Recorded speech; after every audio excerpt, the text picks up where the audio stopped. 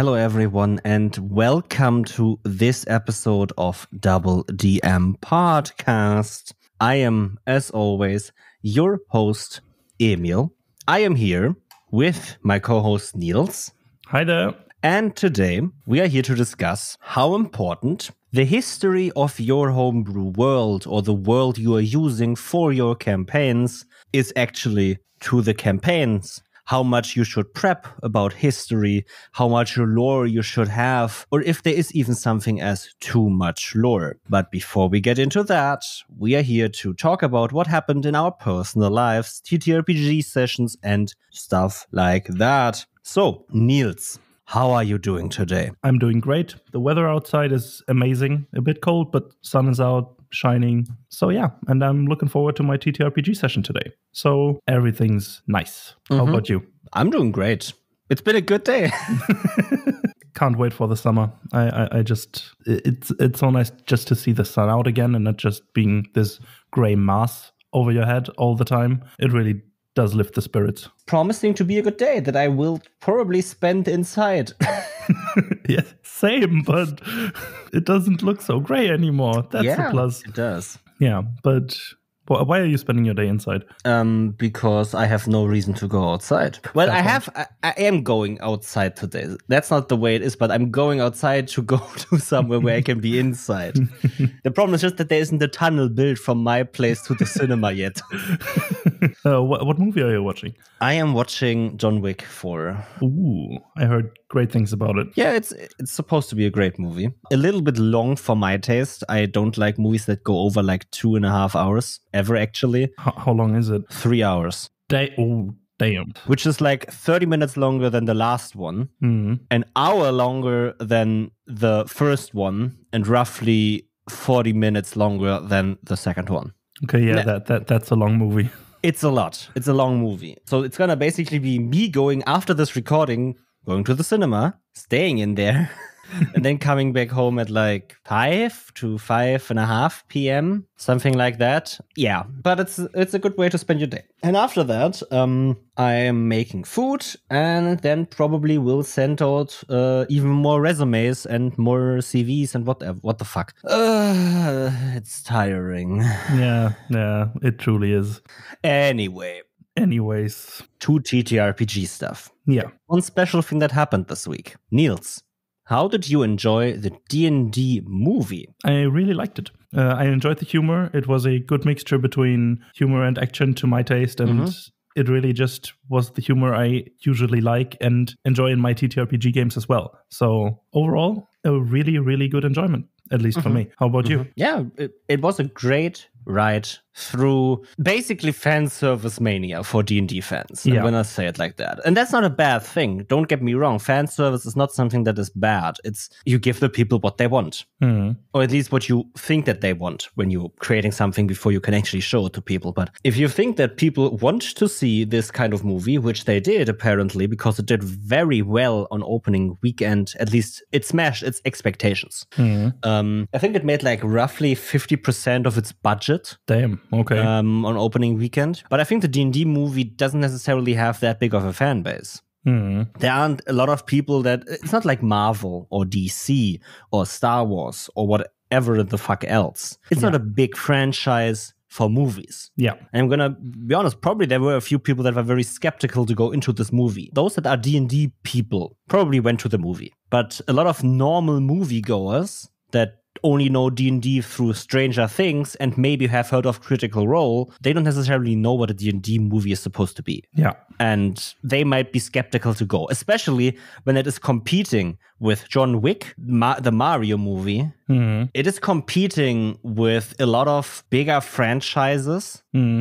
And it's still holding its ground. But it's a really enjoyable ride. It really is. If you're a D&D fan and you have friends that don't know D&D, but you love to go to the movies with them, take them to this movie. Seriously. Yeah. And I think you can enjoy it without even being a D&D fan, because it's it's just a fun movie to watch. It's an enjoyable ride. The thing is, it is not just a generic fantasy movie because it does, in my opinion, a lot of things differently from normal fantasy movies. And it's a great movie. They made a lot of good, bold choices for this movie. And in my opinion, most of them worked. Yeah. What I find funny, though, is all the articles you see online. The D&D directors broke a few rules of D&D to make the movie work. And I'm like, you don't say. They didn't respect the turn order in combat? They didn't wait for each of every single one of them to attack? Like, I mean, it's probably just a clickbait headline. Yeah.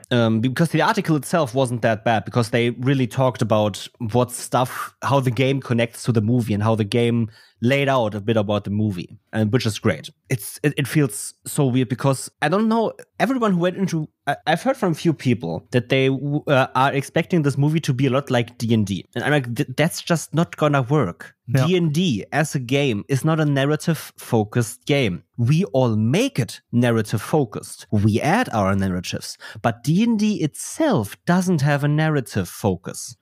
That's not a bad thing. Anyone who thinks that this is an insult to the game or the way they play, it isn't. It just means that you have to add the narrative yourself. And a movie tells a narrative.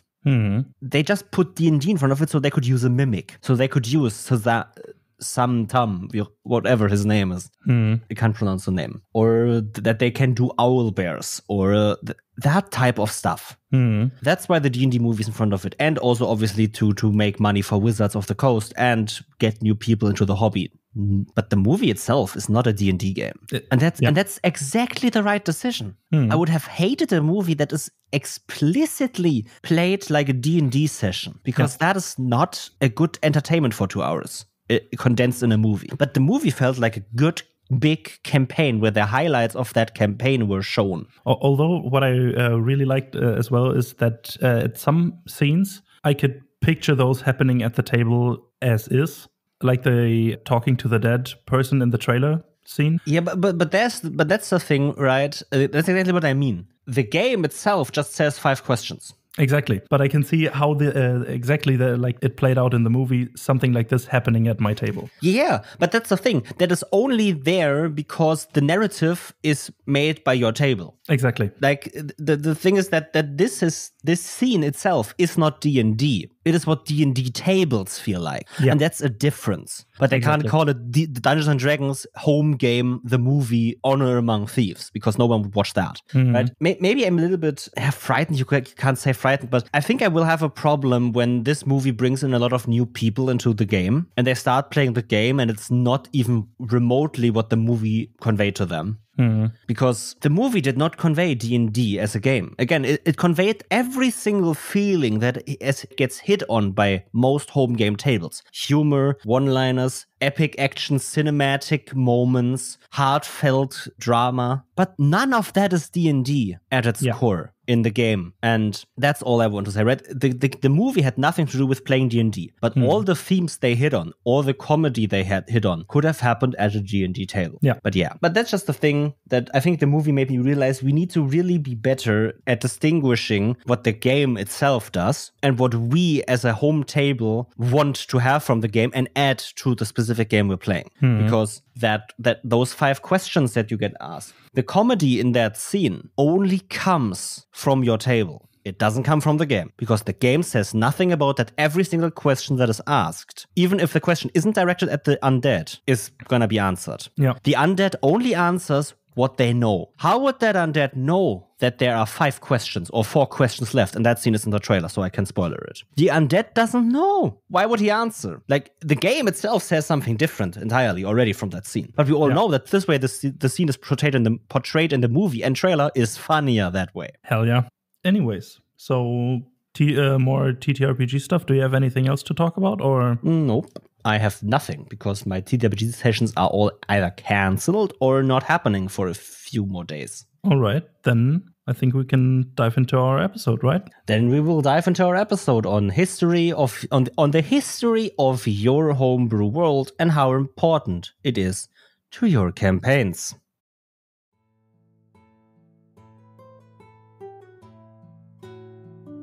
Hey listener, how are you enjoying the show so far? Tell us about it in whatever way you see fit. Go to our social media pages and add us or DM us about your favorite episode of the show. We would love to hear from you on what impact our show might have had on your home games. Or you could review us on your podcast app of choice and leave us a nice message with a 5-star review. And if you want to go above and beyond, bring a friend into the fold. Tell them about our show and refer us to them so they can get a piece of the pie as well. Thank you for listening to DoubleDM and joining us on this incredible journey. Hey Niels. Hi. I've recently is a little bit stretched. A long time ago, had an arc in one of my campaigns in my Phantoms of Chaos game end. And I've talked about this arc quite a bit on this show. But this arc was about this lost civilization of snake people, of snake matriarchs and conquerors that has ruled this land before the civilizations my players are now part of came. The civilization, for some unknown reason, disappeared. And there are just a few remnants left. And through some means, one of these snake matriarchs was revived and came back. And she wanted to reclaim her homeland. This is her land. She has a claim to it. Yeah. Her means of doing that were to amass a lot of magical power, like the souls of her fellow snake matriarch sisters, and then with such amassed power, rule the land again. Okay, so that was the setup for this arc. She had the power to control ghosts, more or less, because these snake people lived on this earth before there was a concept of the afterlife in the grand cosmical scheme of it. Okay. So their souls didn't depart into the afterlife. They just clung to the most powerful matriarch in the area, which was always one of these 4 matriarchs that existed. When there was a new baby born, they put in the soul of that already died matriarch into the baby again. So the ones that lived had infinite life, but there were there were new souls added to the fold as well to increase the numbers. But generally, the most important people survived for millennia. So, but that's not the point of this episode. The point of this episode is to talk about history. And this arc that I made, this arc that I played with my players, was only possible because I had this world history. There was this history. There was an ancient lost civilization long before that had these certain traits to them. They do not depart to the afterlife. For example, was one of the most important. That was the reason they were able to actually come back. I want to talk to you about history, especially homebrew world history. Because if you look at the Sword Coast, for example, for D&D, it has immense history because it's been with D&D for I don't know how long exactly, but there's a Forgotten Realms wiki page. You can look up so many different important NPCs, so many locations, so many little bits of information. That's all history that you can use. But when you're creating your homebrew world, you have nothing of that because you're creating it from scratch. Yeah. So I want to ask you first and foremost this one question. How much history do you create before you go to planning your story? And I'm not talking about, I'm not talking about the history that is obviously created by playing. So for example, if you have one campaign in this world and then start a second campaign in that world, the first campaign, I don't talk about that. I'm really talking about what is there before you actually start playing. Usually I go with the thing like as little as possible, but as much as needed. It sounds vague, and yes, it is, but I create as much as I have to make the story work, or the story that I planned work. Wherever the story is going to go, I don't know, but I will create that when we get to that. Yeah. But in general, I create the history that allows me to set up the story that I had in mind in the first place, and to make that story arc make sense. And then evolve the history from that, regarding that. Yeah. This is my usual way to go, to think about what needed to happen for the world to get to this point, and then write down what happened to get to that point. And Just asking, how much is that? Can you give some kind of cornerstones of, if you had to put it into mathematical numbers or words, how much is that of history? How much time do you spend on creating history? Is that even important when you create your homebrew world? I don't think it is really important how much time you spend on it or how detailed you make it, or just the way you present the history to your players. This is the way, or this is important, how you present it. Because if you have the basic cornerstones of the history, you can fill in the rest in play if you want. And if you feel comfortable enough to bullshit your way through a history and lore dump session, you just need to have the cornerstones of or how it is right now to make it work in general. So I don't like putting a time requirement or a page requirement or word requirement on things because this is completely up to you. It is based on how you feel and how you present the information and at which times and to which party members and how much influence your party members or you want your players to have on the world. But I'm asking opinion, it should you, be a lot. I am asking you personally, when you create a campaign, how much history do you create before play? I know I'm pressing on this issue, but I just want to, if there is something, I just want to press further. Usually around 1 page of notes of bullet points, because I feel confident enough in my way to, if I have these cornerstones, to fill in the gaps on the fly. So I just make some bullet points, roughly about 1 page long, something along those lines. Yeah. Rough bullet points, and then fill in the rest during play. Okay, you have this 1 page. That's what we will work with for the thought experiment I have. Okay. How much of that page, if you... okay, quick intermission question. How long do your campaigns go, usually? Real life time or in-game time? In-game level. In-game level? Like how far do the campaigns go? Usually, or my normal thing would be between 10 and 12, 13 maybe. That's where they end? Or let's go with 10 to 15. Okay, so your campaigns go from roughly level 1 or very low level to very higher levels. Yes. So even not in D&D terms, right? Your campaigns go for some time. You really want that escalation from low-level things to rather high-level things. Yeah, I want my players to feel the difference between their starting point and their ending point. Perfect. So you have that history right before you start the low-level thing. How much of that 1 page do you think, on average or roughly, whatever you want to call it, is really important in the last session of your game? Like, how much of that influences, especially the ending of your campaign? Because I imagine it impacts the beginning more. Yeah, way more. But in the end, I try to go for about 30 to 40% of that page being still relevant. Okay. And regarding to the overarching story. So some of that history on that page is influencing the main storyline that your players are supposed to follow or are gonna follow. Exactly. Okay. So why do you write more? Why don't you delete everything else from that page? Because I want a more engaging beginning and a more relatable beginning. Yeah, you could say, and something that feels logical. Because if I start a campaign with just the things that I need for the end, maybe it just feels, or the quests that I give them, or the hints that I give out, just feel out of place. They don't have a basis. They don't have a reason to be there necessarily, other than just being, I need a level 1 quest. Yeah, but I want something, a reasoning behind everything that is going on, and therefore, me personally, I like to write this history for that. And the reasoning behind the NPCs asking the favors of the party. Why don't they do it themselves or ask someone else? That's something that I like for the beginning.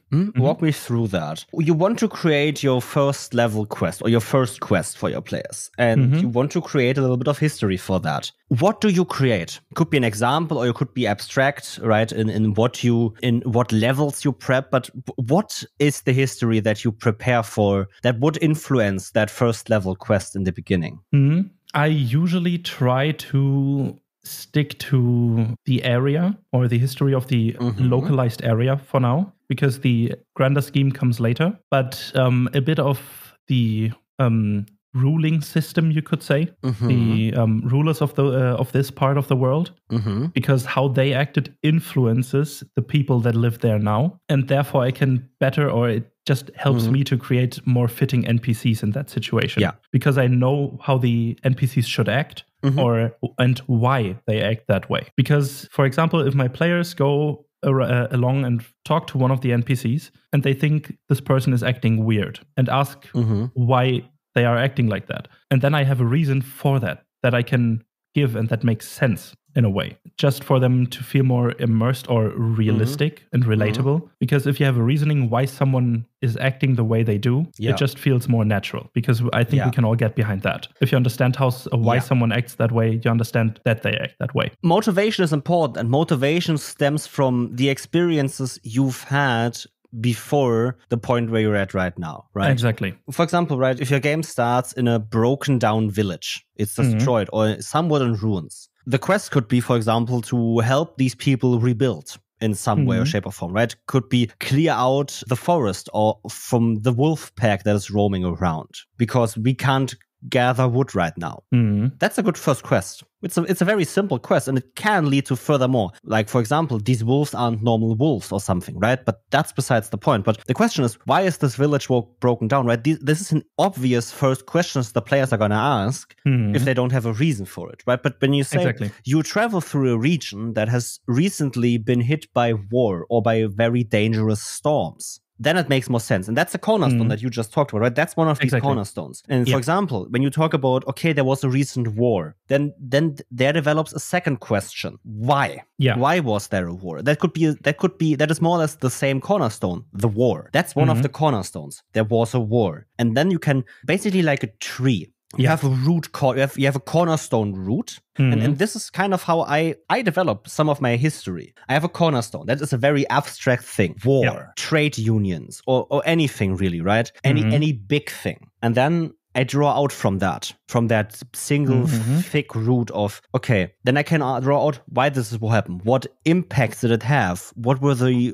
public opinions on it, right? These things can obviously be bullshit and improvised, but I can also write them down. But the important thing is that I have started with there was a war. That I have started with the important root, the cornerstone. And with that one page that I have, I usually try to go for 1 to 4 cornerstone bullet points where I can work myself off from. Are all of these 4 cornerstones then for the same thing? Like, not necessarily. The thing is, you have your one page, right? And only 30 to 40% of it are relevant at the end anymore. Yeah. And the rest kind of has been either resolved in play or become irrelevant because it's not part of the location the players are in anymore because they've traveled or something.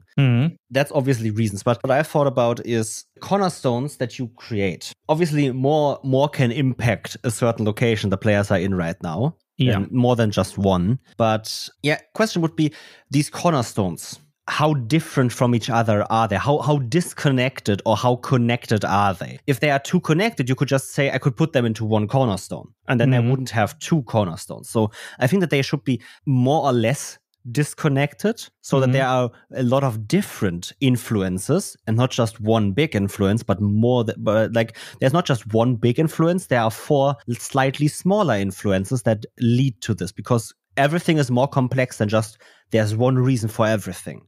There are very complex reasons for things. I try to make the cornerstones more or less related, but still different from each other.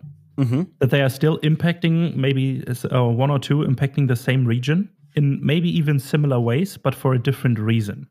So they are kind of connected, but not really. They impact the same people, but with through different means and through different ends. And I think that that's something you should go for, because it just feels connected. If someone lives in a certain area and different things just influence that area just by the law of nature, basically. Because if something happens, it influences something else. It just happens. If it's influencing the same area, it's influencing in a different way. But if it's influencing in the same way, you can put it in the same cornerstone, basically. But making them related to the area, for example, but different in means, therefore you have more options to detail the cornerstones themselves. Yeah, I think that's actually very interesting because, right, we talk about TTRPGs that a lot of the things we do, for example, don't necessarily matter, and some other things do, but those things that do stem from the things that we do that don't necessarily matter, right? For example, the most easy example of this the most easy example of this that we've talked about so far on the show is that nothing matters until it hits the table and the players. It doesn't matter if there is a distant war on a different continent going on right now, as long as there aren't refugees coming in that the players can interact with. The war doesn't matter at all. But that's the thing. That you shouldn't divide your cornerstones by the root of what happened, but rather by how they are impacting the places where your characters currently are, or the places you're planning on having be the stage for the adventure. Because that's way more important than what the event actually is. Are the people in this region broody, gloomy? Is there some kind of Great Depression going around? It's way more important than there was a recent war and now people don't have enough money, because that's the explanation for the Great Depression that is currently going around. But the Great Depression itself is more important for the players, because it means that the NPCs they interact with will be sad, maybe angered, frustrated, confused, scared. Exactly. And that's way more important. Yeah, you could say basically that the history doesn't matter at all as long as you have a reason why the people act the way they act. That's actually exactly what I want to say. Like, I don't want to say history doesn't matter, but I want to say that the implications of your history matter more than the history itself. Because that's what shows in play, and that's what we want to focus on, right? We don't want our world to be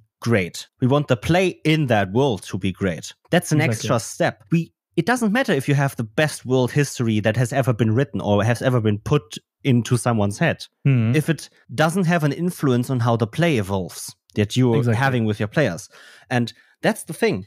We've just talked about, right, that developing this history for TTRPGs, once again, like it does for everything, can be done in a different way than it's normally done. I don't necessarily know if that way is better, but that's on you to decide out there. But why not decide the implications first? I want in this region, I want everyone to be dark and gloomy. That's your cornerstone. Not that there's a Great Depression going around. There's a Great Depression going around. That's your cornerstone. Not that there was a recent war. That's the implication of that cornerstone. Because that cornerstone, there's a Great Depression going around, dictates way more than there was a recent war. Yeah, and I think you can go both ways when it's just something of personal preference. If you like to keep your mind open to inspiration, you should start with the beginning.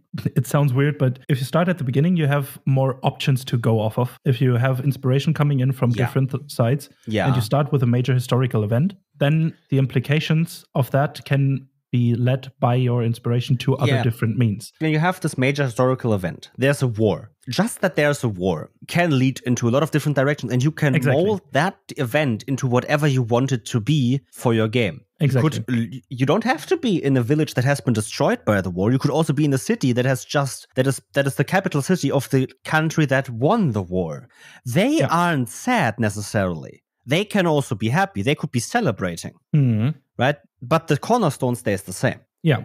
And you can mold the implications the way you want. The other way around, you start with the implications and mold the history to match the implications that you want. Because you decide that for this arc to work, I need to have a very dark feeling to the area my players are currently in. What do I need for that? Yeah, it's just a different type of process. Yeah. And different things that you need to think about. At the end, you will reach the same goal. Your play will be influenced by the history or by the vibe of the place, by how this location evolved. But the way you get there is up to you. And it depends entirely on what you want to do. It's not what you think is more important, the history or the vibe, entirely, because both is the same for play. Because history just implies vibe, and vibe just tells you about history. Exactly. So it doesn't necessarily, there is no difference. It's just the way you want to start. But I think that there's still some merit to thinking about where you want to start.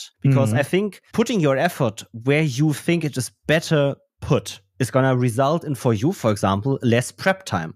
A more easy way of improvising as well, right? Maybe you're the one that improvises well if you have some cornerstone events. there was a war. There was a recent resurgence of, there was a recent law that forbids magic or something. Or you one that works better with, or you are a person that works better with a vibe set for a certain region and improvises from there. It's just how you want to run the game. It's make that conscious effort. Once again, right? Make the conscious decision. Is it even important that I know what happened here? Or is it just important that I know how it impacts it right now? Exactly. And depending on your answer to that question, you decide what you actually prep before you prep, because otherwise you could be wasting your prep time. And let's just face it, in today's world, time is money. And if you prep less for your TTRPGs, I think that's always a good thing. And you can prep less with the right conscious effort. And that's why we're here. Yeah, and I think especially if you're a beginning world builder or GM or whatever, you will take much longer than an experienced one. But and you will prep so much stuff that is so useless as well. And you will realize it is useless. Exactly, but we can't, or any experienced person can't tell you what is useless and what isn't. It's something that has to come from your own experience. Yeah. It has to come from your own history, basically. Your experiences shape the way you prep or world build yourself. Just as the world is built by the historical events that happened. Right. For example, I made a country for my homebrew world that is basically the center country that my players are gonna frequent to. They will always come back to it. They will always start from it on their adventures, or more or less. And I plan that they will meet the queen at some point, because that's fun, right? Meeting nobles and royals and basically getting recognition from the country's leader is cool. Yeah. And for that queen, I've written quite some backstory. For example, I've written that she is this type of queen. She does this, and this is what she focuses on. This is what she honors. This is what she values. This is what she hates, and stuff like that. And reasons for that, but simple reasons like bullet points. Okay, cool. That is something that I think that I can use at some point. Because, right? Okay, she likes people that are honorable. She likes people that are honest with her. Cool, perfect. We have a paladin in the party. That's exactly that. She will like the paladin. Good. But then I also, for example, for whatever reason, wrote where she comes from, where she lived, who her parents were. Completely irrelevant information. Exactly. To this day, after I've written it and let it sit for like 2 weeks, I still don't know why I've spent time on it. Sure, I was in a writing flow and I just wrote. And at that time, it might have been valuable just because I could continue my writing flow. And I felt good about my creative writing. And that's value enough. But from a world building, game mastering perspective, the information is completely useless. With Why Your World Matters, we are doing the exact same thing. If you haven't checked out Why Your World Matters, by the way, check it out. Cool fucking panels we are doing. But it's completely okay to do something that's completely useless for your TTRPG games, but still has some personal value to you or some creative value to you. Exactly. But just realize that sometimes your efforts are better spent creating something different than the entire family tree of this nobleman that the players are going to meet, because that family tree is probably not going to be that important. And don't create it and then force it to be important, because that's way worse. Yeah. If you want to create it, that's fine. And I encourage you to do it if you want to. But just because you created it, you need to realize that sometimes the things you've created are not gonna matter. Exactly. And then you just need to focus your efforts on creating something that does matter. And sometimes that's hard because it only becomes relevant in the session, in the moment, and you have to improvise it. And having those cornerstones helps you in improvising that. Exactly. And that's why I try to, or one reason why I try to prep as little history as possible. Yeah. Just so I can have some wiggle room for myself. That's something else to consider. Yeah. If you, for example, if something the players did during play shapes the way or just interacts with a certain people or a certain countryside or whatever in a certain way. If I didn't have anything for that countryside beforehand, I can just bullshit something right in the moment that fits or exactly doesn't fit, just to make it interesting. So I can have wiggle room in play. Yeah. And another reason why I don't like to prep too much history is for my players to have some wiggle room as well. Oh yeah, for sure. If I love that, if my GM just says, hey, when you create your characters, go ahead and do whatever the fuck you want. I just have these, for example, 3 things that are set in stone. For example, in my world, you can't play any draconic race because the dragon race has been sealed away. Yeah. They couldn't be banished or destroyed. They were just sealed away. Same for me. In a war between dragons, gods, and mankind. Same for me, right? For me, you're not allowed to play D&T because the snake matriarchs are extinct. There are no kin anymore. And Warforged haven't been invented yet. Exactly. Same in my world, actually. Yeah, but just these are the cornerstones. Like there was a war between gods, dragons, and mankind. Mm-hmm. You can't play any draconic race because the dragons lost. These are the country names. Go ahead.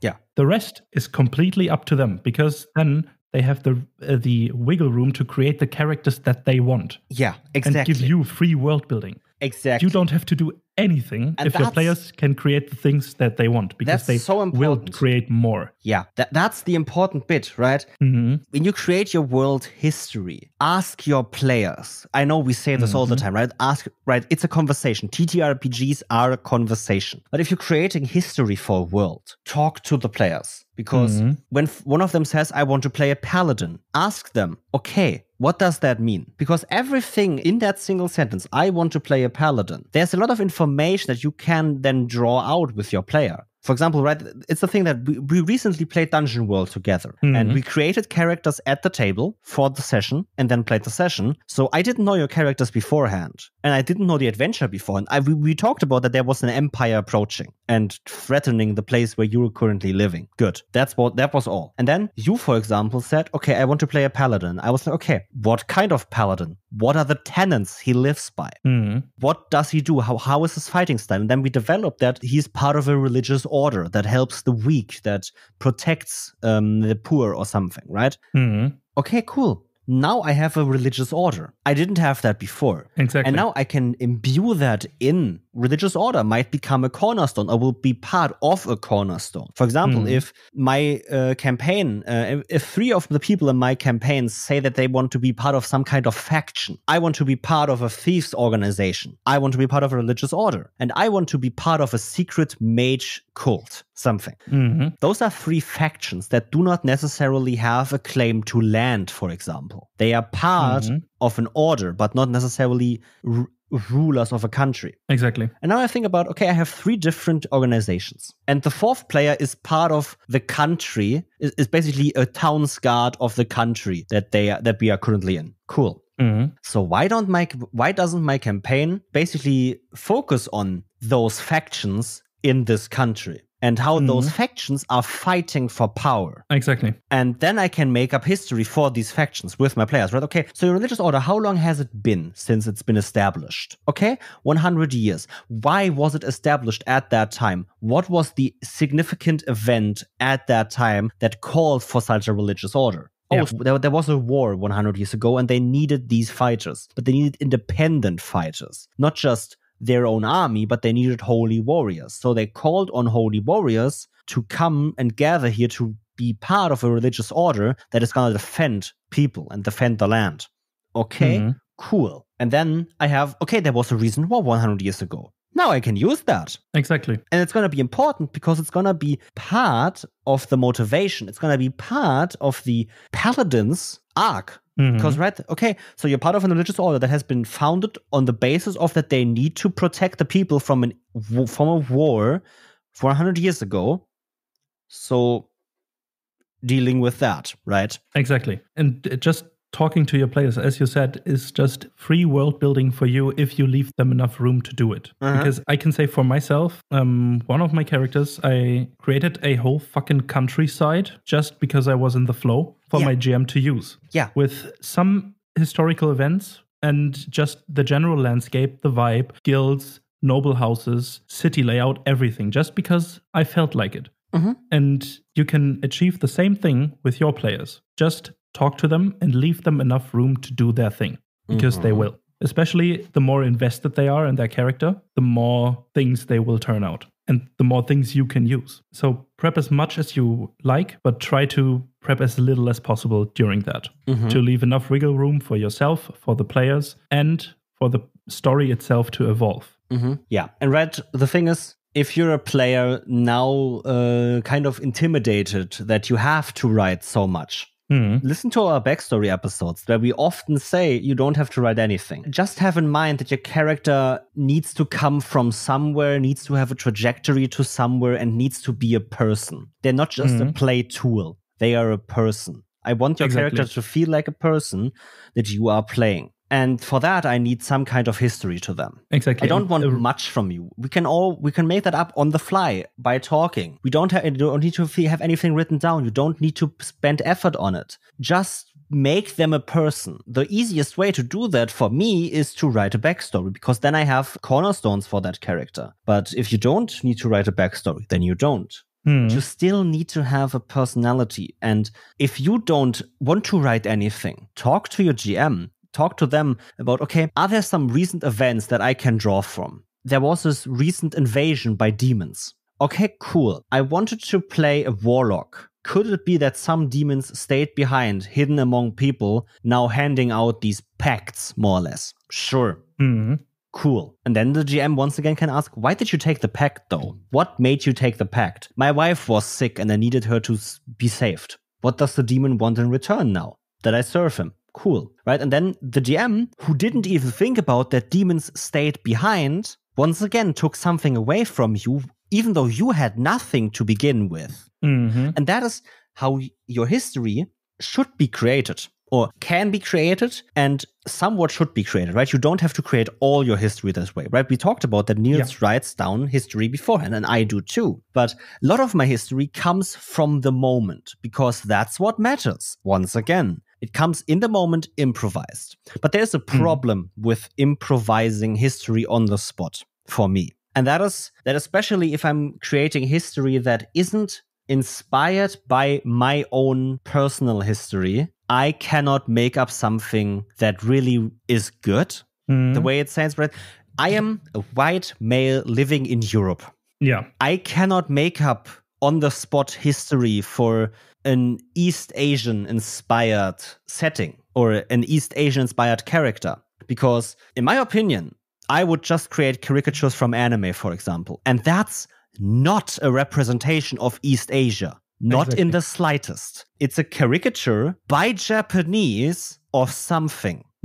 It doesn't represent Japan and definitely doesn't represent East Asia. And I want to get this out. You need to be mindful of what history you are creating when you draw from inspiration from the real world. Because when you don't have the standpoint of being part of that culture, history of those people, be so freaking mindful of what you're actually doing. Yeah, and make a conscious effort to actively think about the things that you are drawing inspiration from. Make a conscious effort to research those things. Right? In the moment, you can say something very broad and interpretable. And then after the game, make your effort, research stuff. Right? It's not that you are not allowed at all to draw inspiration from other cultures that you're not part of. But you can't just think that you've watched an episode of anime before and know everything about Japan and can create a Japanese setting that way. You cannot. You shouldn't try. But if you spend your time and really delve into the culture and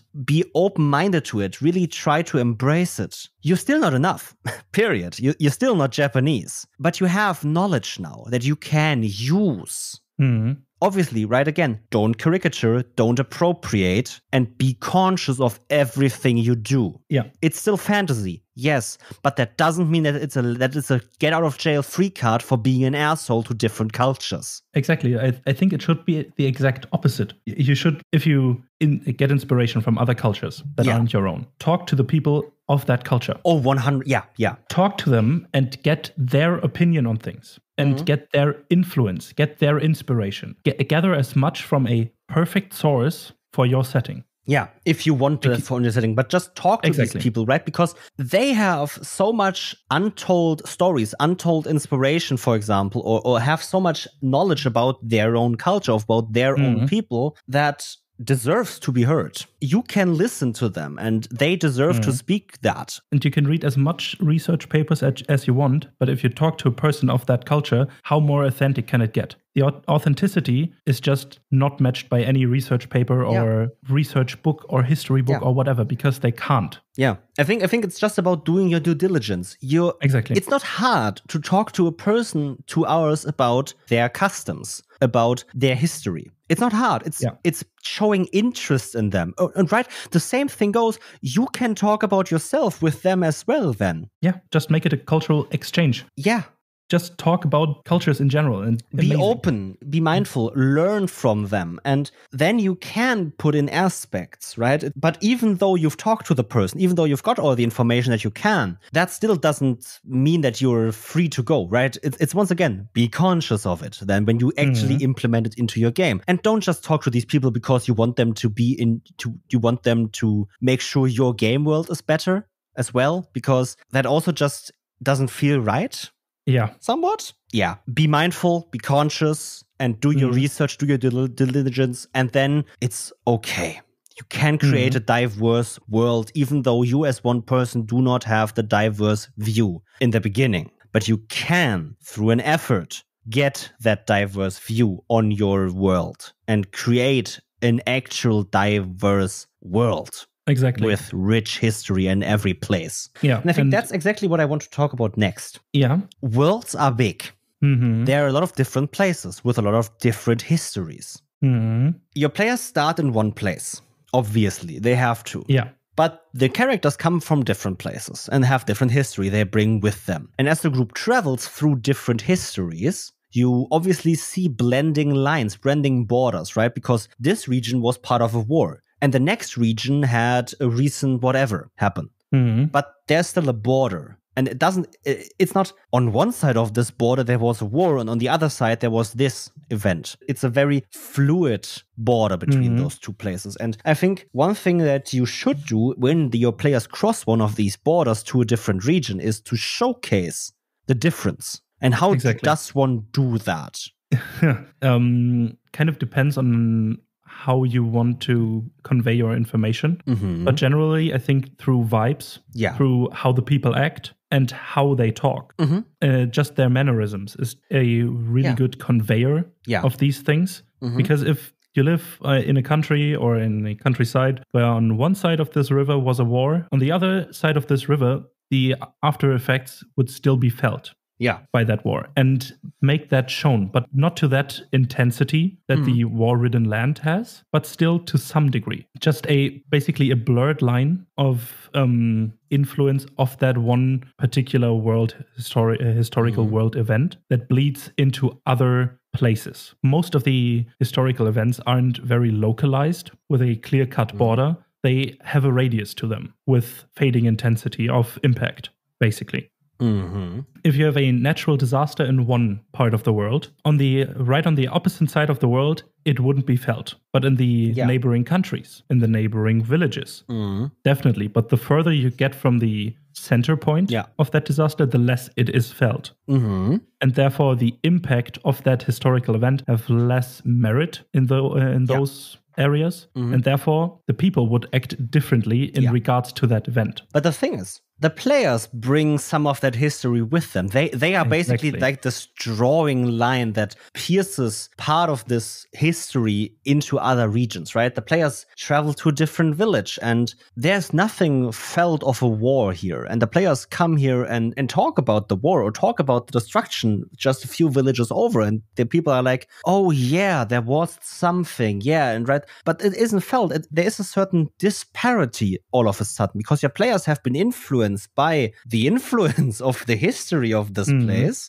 and bring that to a different place. And this is exactly how, for example, also information of historical events travels. And that's really important for me, actually. Because if my players are in a village, what I like to do is, I've talked about this before, that I like to hand out newspaper articles to my players because they're a very easy way to get information to the people for a country, for example. So they would do it. But also it's very good information for me to give my players info on the world that they are in that actually can be somewhat influential, shows impact that my players had on the world, and also gives my players some interesting tidbits. Because I'm going to be honest, even though I often say that you don't need to do this, don't need to do that because it doesn't matter in play, these little details that do not matter sometimes are very fun and they're very cool and they do actually matter. So have those little tidbits, have the one line of information that there is currently a new election for the new archmage of the wizard country on the other continent going on. Because just like in this real world, when you put up a newspaper or start reading the internet, you get information that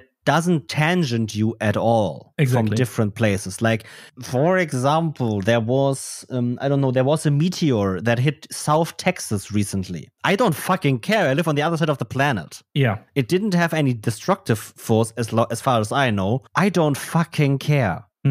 But I get that information because information travels. Exactly. And that's why I think that even though you shouldn't focus on this history, little tidbits can do a lot for you. Yeah, just because something doesn't have this big of an impact for the world building of the current location your campaign is playing at, doesn't mean this little bit of world building can't be beneficial to the play itself. Yeah, because it shows that the world is bigger than the players. It shows that the world is bigger than this location. It's not just this location that exists, it's everything exists at the same time. Yeah, and the world is living, moving, a breathing thing that is constantly evolving through the things that happened on this plane. Yeah. And it just gives can spark some insane, amazing role play elements just because they heard a tidbit of information from the other side of the country that doesn't affect them at all, but they still talked about it. I had this happen once. I talked about some sort of major sporting wizarding event,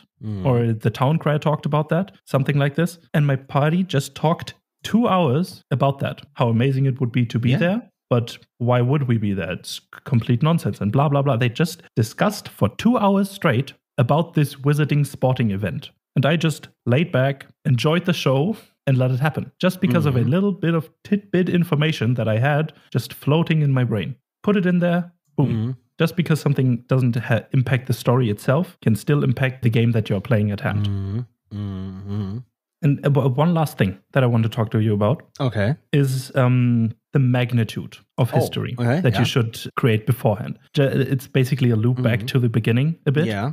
When you start to create your history, how do you usually, or what kind of magnitude does your historical events have that you prepare for the first 1 or 2 sessions? So most of the time, actually, I kind of was sad that you didn't ask me this question back, that of how much history I create, because I don't think I actually write down any notes about history. I have some ideas in my head, and as soon as my players ask, they form into actual things I say, and then I write them down, because then my players know them, and now I need to know them in 5 sessions as well, because they will remember and then I won't, and that would be bad. But for example, the Snake Matriarchs only happened because my players investigated someone entering an ancient dark temple that had snakes in him. And I was like, okay, how does that actually connect to something? How can I make a story arc out of this? And but I do obviously still world build and create general history, but not necessarily history that is necessarily important to the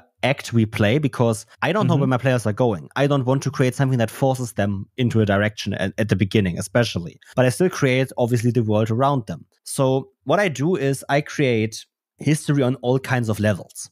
Oh, okay. I try to do something that is, for example, for the starting town. One historical fact for the starting town. Because I need to know a bit about the starting town. I need to have some kind of inspiration I can draw from.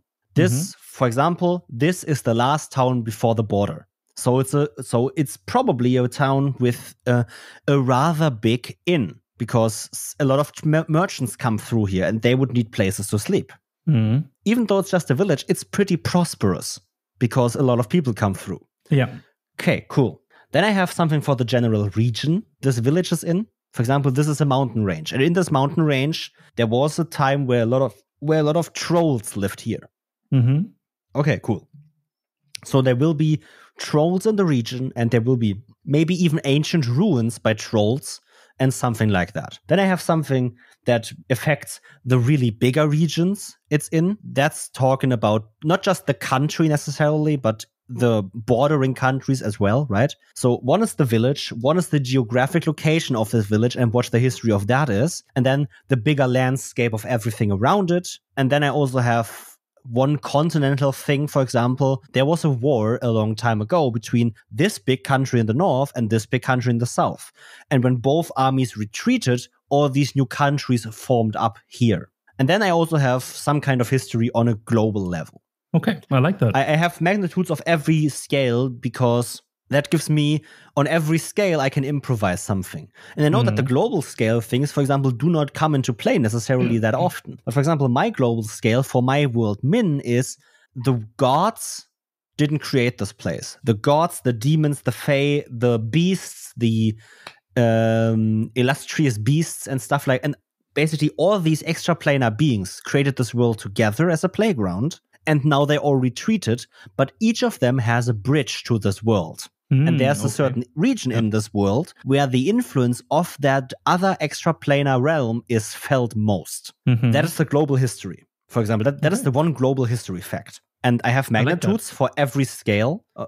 For every scale of magnitude, I have some facts because, right? Then I have something that influences not just the region, but could influence the entire world. How every single person in this world views the world. Yeah, I like that. But every single fact is somewhat important to the first few sessions of play, if I make it. Because otherwise I wouldn't need it to make, or I wouldn't necessarily spend time thinking about it. With that, I don't have anything else to talk about. I have nothing anymore. I have no questions for you. Okay, and then thank you for listening. Hear you on the next one, and bye-bye. Bye-bye. Thank you for listening to this episode of DoubleDM. It appears you liked this one. What we had to say and our advice helped you. Why not show us how we helped you in a rating, or even write a review detailing us how we helped? You can do this on the platform that you are listening on right now.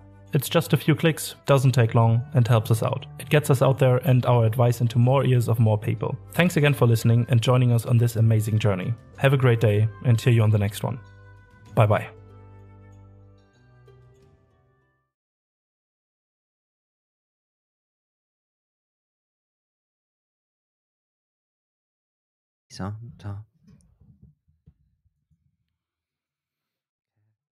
California girls were undeniable.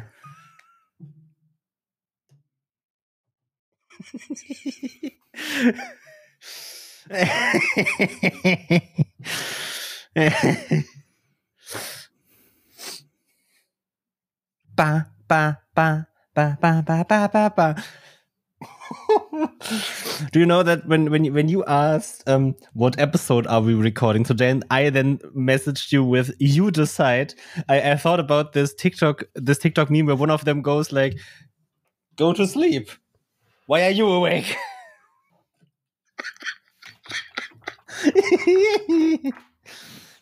FF. Please forfeit this game. Just like Open Platin promos. Just open mid. There's something else I can open. Of course. Hey guys, did you know that in terms your t-shirt says King Home? King Home, yes. Shit. I looked at your shirt and I don't know if you know that TikTok, but there's this live, look at that. We work. We do work. 3, 2, 1, let's go. Let's go.